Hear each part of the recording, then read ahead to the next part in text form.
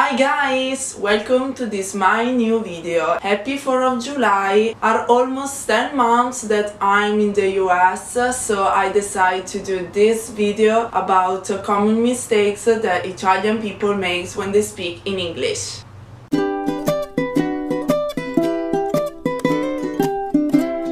First mistake is about the word nothing.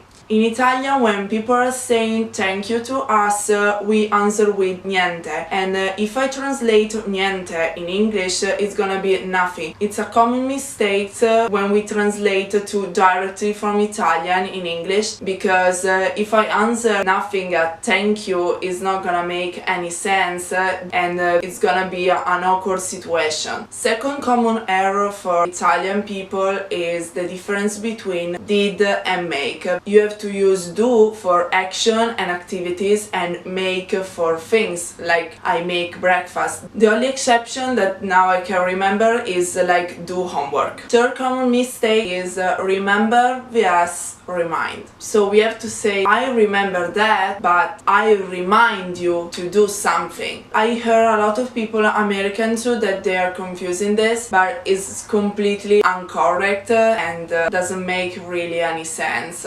Fourth common error is after and later. It's simple, but actually in Italian we use just dopo for both of them, but in English you can't. After is for something we're gonna do immediately after this thing, I'm gonna do that. Later is like from 2 hours from now. So just be careful and don't confuse them. Fifth error is subject pronouns. The problem about this is we totally forget always to put the subject. So we say, oh, it's beautiful. What is beautiful? It is beautiful, she is beautiful, or he is beautiful. And we have to be careful because sometimes we totally forget, or when we're gonna use that, we're gonna use it and maybe we're talking about a lady or a guy and it's very rude to use it. This is a common error and it's hard for me to remember also because I'm just saying, oh, it's beautiful. Sometimes they ask me, what are you talking about? What's beautiful? Sixth common error is the word parents. Parents in Italian means genitori. People forget the means of parents and they are thinking about relatives, so they say, oh, I have a lot of parents. Yeah, like 10 mother and 10 fathers.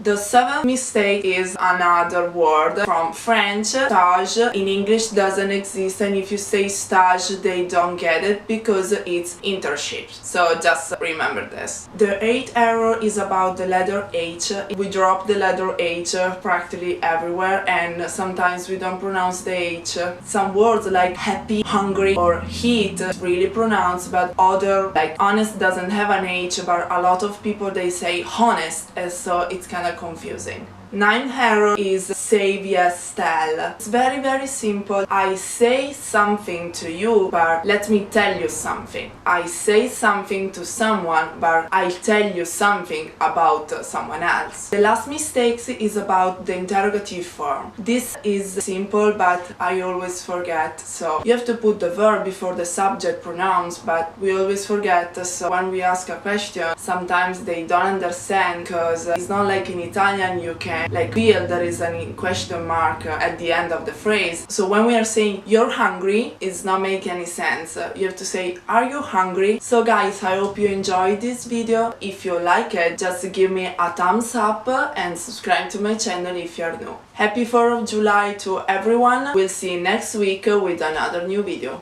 Bye!